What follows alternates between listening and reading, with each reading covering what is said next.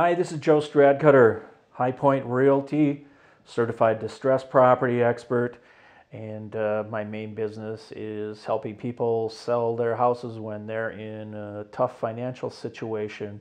It's called a short sale.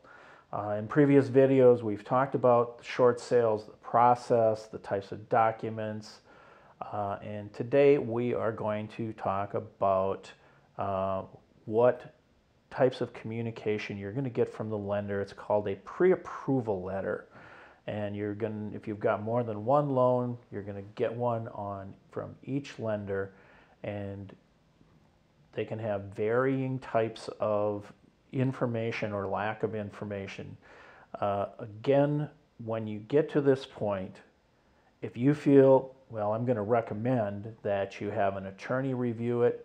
Have our attorney review it. If you feel there's anything there that you don't like or you don't understand, you can also have an accountant look at it. But these are very complex financial and legal situations, and we want to make sure that you're properly represented.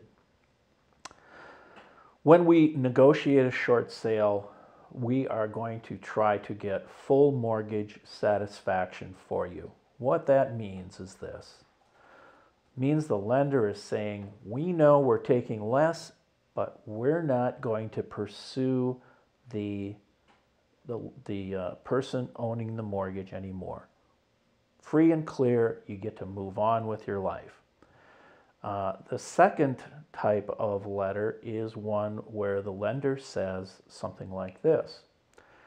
Well, we know that you're in a tough situation, but we think you've got some money. So they're going to want something called a promissory note. And a promissory note is nothing more than a promise to pay. And this promise to pay usually looks like something like this. Let's say you owe $50,000 on a second mortgage. And the first lender, with the sale of the property, is telling the second lender, well, we're going to give you $2,000, $3,000. The second lender is saying, yeah, but I'm owed $50,000, and that's just a small percentage. So, Mr. Seller, we want you to pay something. And usually the way it happens is they're going to allow you to pay over time for a very low or no percentage rate loan. One of the ones I've got right now is they want somebody to pay $5,000 over 5 years at 0% interest, which is a little more than $100 a month.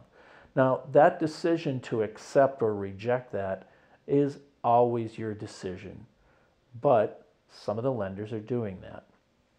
The third type of thing that we're seeing also, especially in investment property, is something called a deficiency judgment. And a deficiency judgment is where they're saying, we're going to release the lien on the property so it can be sold to another person, but we reserve the right to pursue you after the sale at a property at a time when we decide we want to. And usually that deficiency judgment, you could get notification from a lawyer, a collection company, and they're going to say, we want this amount of money, and either in cash or we'll put you on a payment, or if you don't want to cooperate, we will garnish your wages.